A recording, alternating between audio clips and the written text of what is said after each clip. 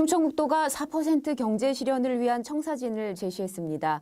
2020년까지 총 36조 5천억 원의 투자를 유치하고 230억 달러의 수출, 지역 총생산 67조 원 창출을 달성하겠다는 계획입니다. 이를 위해 지역경제 구조 고도화, 기업의 투자 기반 강화, 동반성장 기반 조성, 기업 친화 지역 환경 조성, 일자리 창출, 수출 진흥 등 모두 5개 전략 16개 부문 283개 추진 과제를 선정했습니다. 지역경제 구조 고도화 전략으로는 유기농 특화도 도약, 항공복합단지 건설, 아시아 최고 솔라 클러스터 구축, 세계 수준의 바이오 허브 조성, 관광 서비스 국가 거점 지역화를 추진합니다. 충청북도는 발전 전략 실현을 위해서 국가지원사업 발굴과 국가 공모사업에 대응하는 전담 지원팀도 운영한다는 방침입니다.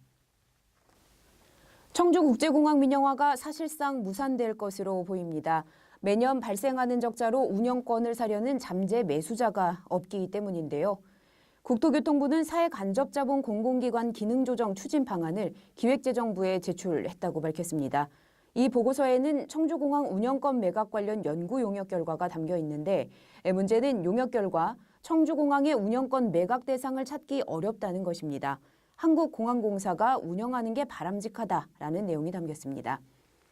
청주공항은 지난 2009년 민영화가 추진돼 운영권 매각에 나섰지만 2차례 무산된 바 있습니다.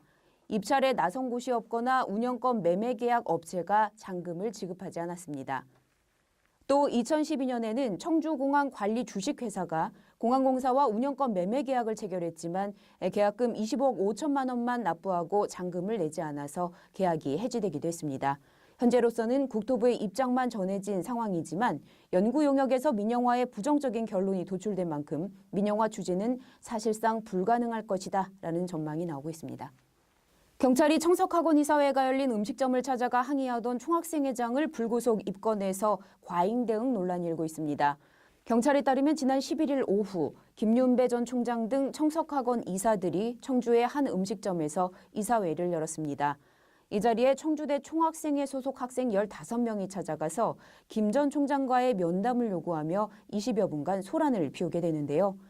이런 소란에 놀란 음식점 주인이 112에 신고를 하면서 경찰이 총학생회장 A씨를 임의동행으로 지구대로 데려와 보고서를 작성한 뒤에 경찰서로 신병을 인계하게 됩니다.